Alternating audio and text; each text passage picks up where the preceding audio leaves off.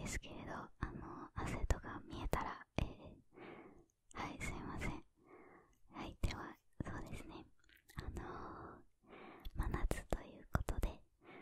少しひんやりするようなお話なんじゃないかなと思ったんですけれど、そうですね。もともと、私がツイートしたやつは英語だったので、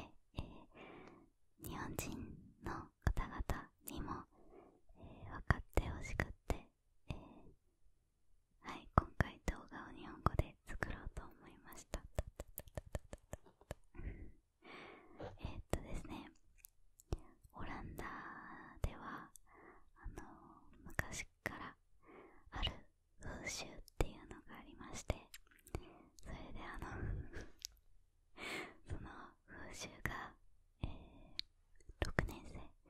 小学校6年生の時に行われるんですけれど、そうですね、小学校6年生になると、サマーキャンプみたいなんじゃないですけれど、クラスのみんなでキャンプに行くんです。それで先生とクラスメートと一緒に、オランダのどこか違うところで、1週間ぐらいかな、泊まっていろいろアクティビティをするっていうのがどの学校もあるんですけれど、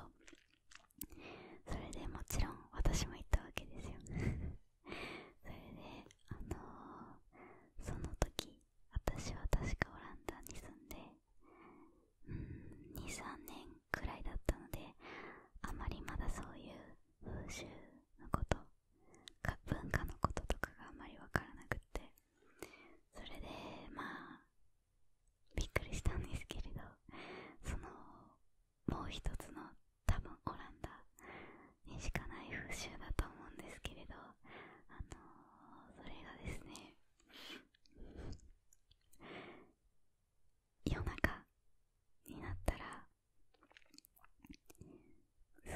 先生たちが子供たちを連れて、森の中に歩いていくんですね。そして先生たちはその子供たちを置いていくわけですね。そしてその子供たちは、先生なしに、その暗い森の中から、宿泊している家やキャンプまで、自分たちで戻ってこなくちゃいけないっていう風習なんですね。で、その名前が The Dropping、英語では The Dropping って言うんですけれど、はい、そういうのがありまして、で、もちろん私もそれをやったわけですよ。でもその時にはそんなことがあるなんて私知らなかったので、そうですね、確かサマーキャンプの2日目か3日目ぐらいだったんですけれど、先生がはい、じゃあ外に歩いていくよって言われて、で私すごく混乱したんですよ。だってもうその時確かもう夜中10時ぐらいだったので、外は真っ暗だし、なんで外に行くのってすごい思ったんですけれど、ね、ついていきまして、それでもちろんそのサマーキャンプには携帯などは持って行っちゃいけませんですし、もちろん先生しか懐中電灯を持っていませんし、それに地図なんてね持たせてもらえなかったんで、でも黙々と先生についていって、それで森についたわけですよ。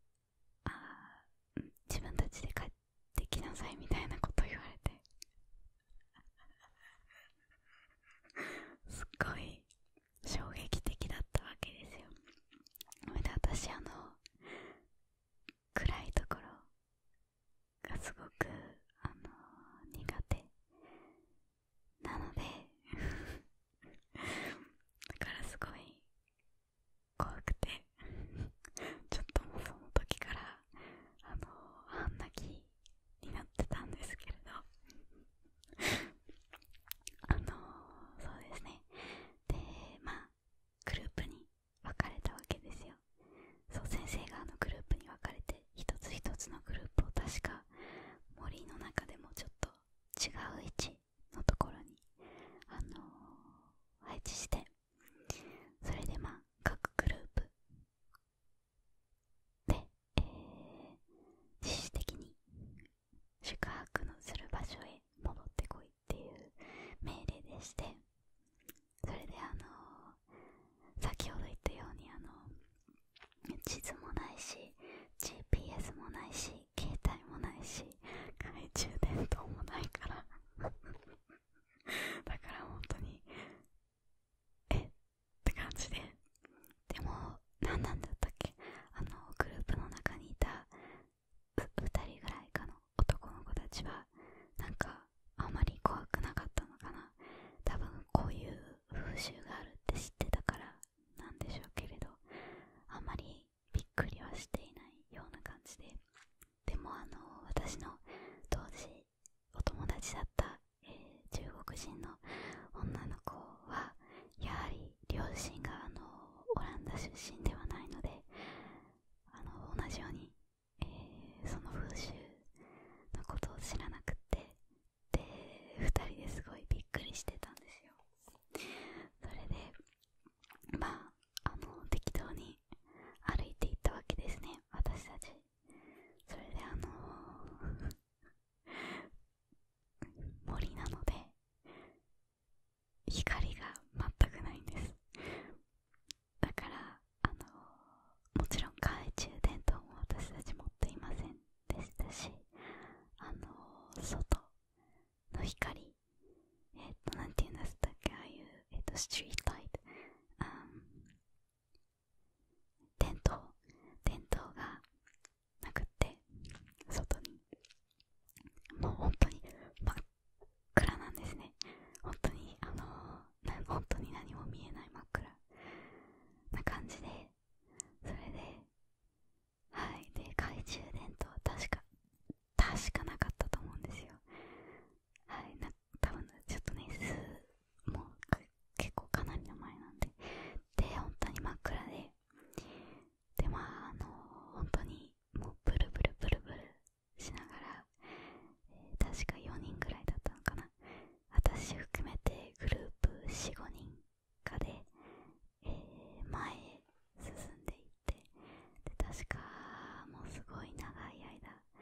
途方に暮れるまで歩いていたわけですよ。本当に道も何もわからないんで、で行ってきた道を戻ればいいじゃんって思う方もいるかもしれないんですけれど、その行ってきた道から戻るのはダメだったんですよ。例えばここが宿泊する場所だったとして、でこっちが森ですね。でこうやってみんなで行くじゃないですか。それで、こっちの着いた森からこうやって戻れって言われてるわけですよ。だから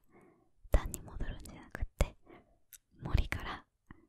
違う道を探して戻ってこいっていう命令なんでなのではいもうとにかく怖くって、生まれたての鹿のように私たちの足は震えていたわけなんですけれど、適当に歩いていって、で多分もう1時間ぐらい歩いていたのかな。そのさっき言った一緒にいた友達の女の子が足がくじけたかなんかで、すごい痛い痛い痛いってずっと言ってたわけですよ。でもそれはそうじゃないですか。暗い中ね歩いていたら障害物なんかも避けられないし、転んじゃったりとかいろいろあるとは思うんですけれど、で痛いっていう感じで、確かねもう泣いてたかな、多分泣いてたと思うんですけれど、泣いちゃって、ででもね真っ暗ですから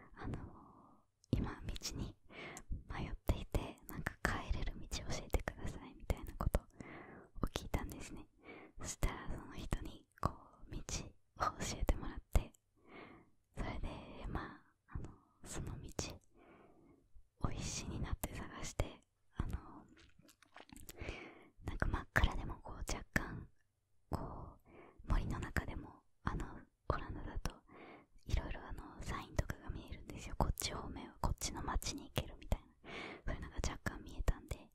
それを必死になって従って歩いて、でなんかもう変な畑みたいなところに着いたんで、それも歩いてって感じでこう歩いてったら、やっと他の子たちと交流できたんで、その子たちと一緒に本当にそれもまた必死になって探して道をで宿泊している場所に、自分たちで戻ったっていう話ですすごいね、クレイジーですよね。私もすごいその時は怒ってたんですよ。だって小学生を責任そのサマーキャンプとかってその預かっている子供たちを安全にするのが教師の役目じゃないですか。なのにわざわざ教師たち自身がその11歳の子供たちを危険な目にわざわざさらすっていうのが本当にもう意味がわかんなくて、で当時すごい怖くて怒ってて、でいろいろな感情があったのに、なんかもう今になってはなんでしょう、なんかほとんど覚えていないっていうかね、怖いぐらいになんかこう記憶が消えてるんで、そこはねすごいやっぱり人間の脳ってすごいなって思ったんですけれど、そうですね、それで家に帰って両親に話したんですよでそしたらもちろん私の母は日本人なんですけれど、そのお母さんはすごいもちろん怒っていて、なんでそんなことを学校がするのって、常識なんですけれどそう考えるなですごいもう怒ってて、学校に電話したかったらしいんですけれど、でも私の父はオランダ人なので、なんかもうそういうの俺もやったわみたいな感じで、すごい当たり前だよねみたいな、なんか余計時代みたいな感じでね、なんか普通なことみたいに扱ってたっていうかね、すごい文化なんだなとは思ったんですけれど、でもまあすごい怖かったですね今でもね、すごいクレイジーなことだったなとは思ったんですけれど、なんかね、他にもそのサマーキャンプでね、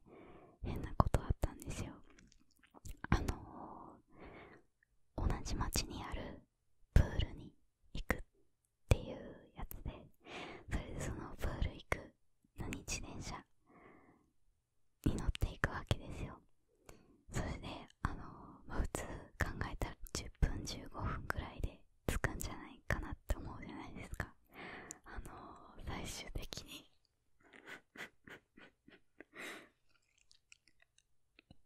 35キロ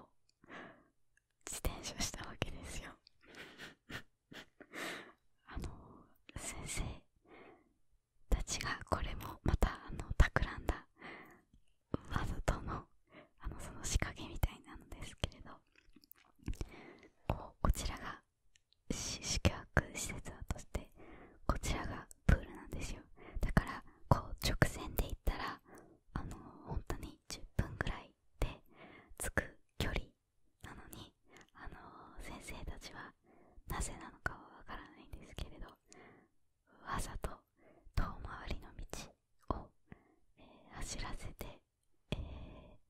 もう半日以上自転車してたと思うんだけど、はい、35か40キロぐらい自転車させられましたねそれでその時もクラスに分かれて、グループに分かれて、でグループごとに先生がついて一緒に自転車するっていうのなんですけれ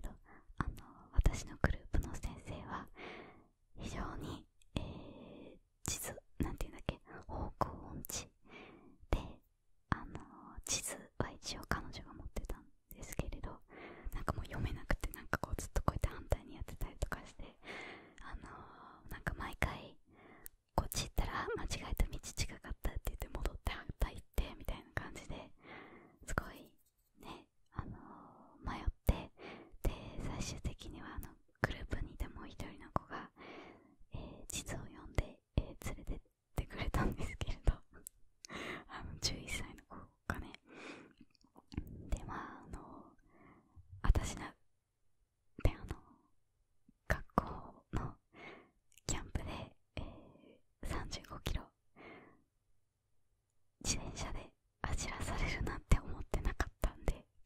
そんなね、ツール・ド・フランスではないので、てっきり軽く10分ぐらい目的地まで自転車するためなのかなとか思ってたんで、その時もまたびっくりして、それで自転車したところがただの道じゃないんですよ。なんて言えばいいのかな、草地じゃないんですけれど、結構自然が広いところだったんで、森で迷ったところの反対側の方になんかこう砂地っていうか泥みたいな、すごい広いなんて言えばいいのかな、なんか丘じゃないけれど、自転車をその地の上でするとすごい体力がいるっていうか、走っても走っても進まないような地面だったわけですよ。だからもっと疲れちゃって、いやーすごかったですね。なんか結構なんて言えばいいのかな、こういうオランダの小学校でやる風習っていうのは、その自立心を、上げるっていうか、たくましくするみたいな、そういうためにわざとやっているらしいんですけれど、確かツイッターでも多分ニューヨークタイムズだったと思うんですけれど、ニューヨークタイムズにもその記事が載ってて、このオランダ人の子育ての仕方みたいな、それで子供をわざとほったらかしにして、自立させるっていうか、たくましくさせるみたいな、そういう感じで、もちろんその子供をなんて言えばいいんですか、ママみたいな、そういう自立心がない子供にさせるのは良くないと思うし、たくましく子供を育てることも大事だとは思うんですけれど、でも真夜中12時ぐらいの、田舎の森で、子供たちを迷子にわざとさせるっていうのはちょっと度が過ぎてるんじゃないかなって私は思うんですけれど、まあでもそれがこの国の、風習みたいな文化なので、まあ OK って感じです。はい、怖かったけどあんな気でしたが、それでまあ35キロ自転車するっていうのも、まあ人生甘くないんだよっていうことを、11歳ながらに突きつけられたなって思いましたなんか母が言ってたんですけれど、キャンプ帰った後になんかKあんた強くなったねみたいな感じではい強くなったのかな、なんか大人には頼れないっていうことを、学びました。はい、そうですね。なんか他にもキャンプであったことあったなんか缶みたいなのが飛んでる。あとすごい、ほら見えますか、すいません。で目のクマとかもひどいんですけれど、もう一つキャンプであったことが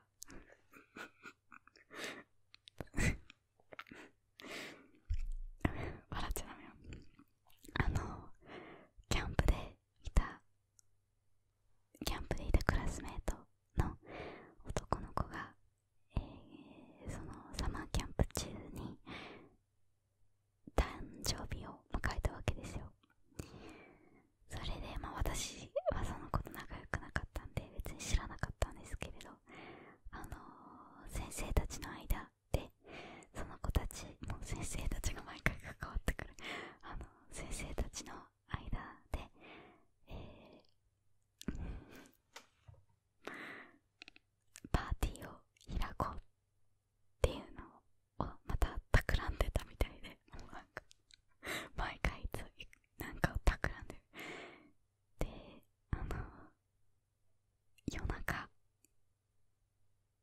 時、まだ夜中ですね。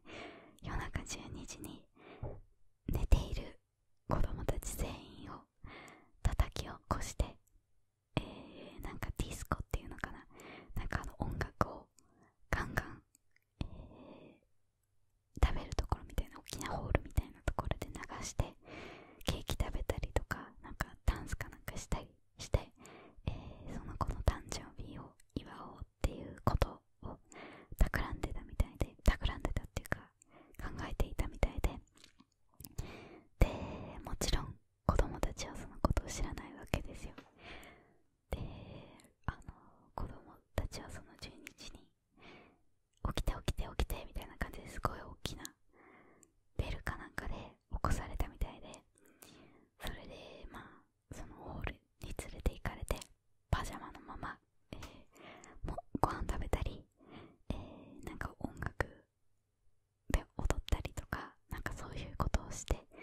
その誕生日だった子の誕生日祝ったみたいなんですけれど、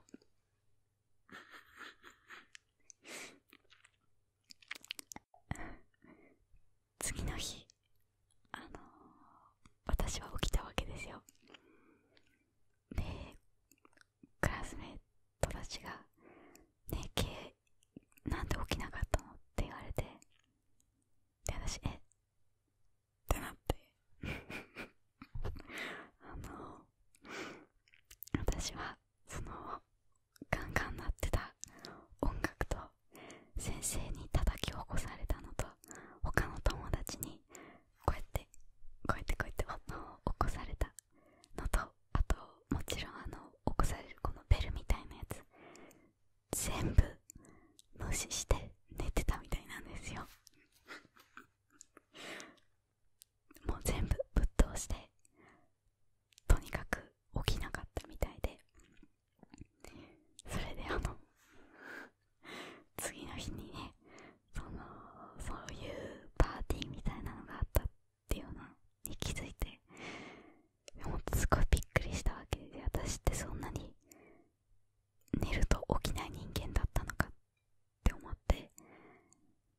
もう衝撃ですね。だってもう何人もの人が私を起こそうとしていたのに、すごく周りの爆音もあったのに起きなくって、なんか気絶してたかのようにずっと寝てしまって、でも案外それで良かったのかもしれないです。なんか夜中にパーティーするのとか私の性格に合わないので、はい、誕生日の子には悪いんですけれど、はい、ちょっと起きなくてよかったなとは若干思ってますはい、でもね、その時の誕生日の写真とかがあるんですけれど、どれ一つにも私もちろん写ってなくて、一人寝室で寝てたんで、私だけはい、これもね恥ずかしい話ですね。なんかもうサマーキャンプ中にもなんか本一冊書けるようなぐらいの出来事があったんで、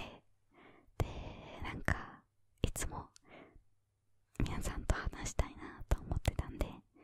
はい、今回ちょっと全部合わせて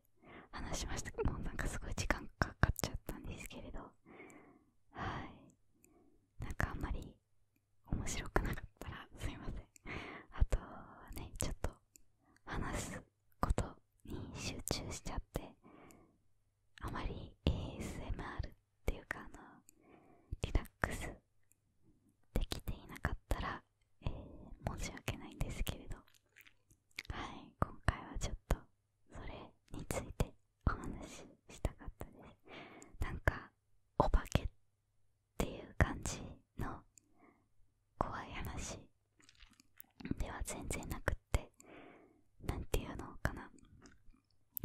現実って怖いなっていうか、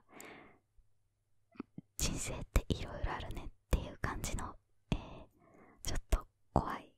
のかな、ちょっと変な話ですはい、この、お話をふーんって感じぐらいで聞いてく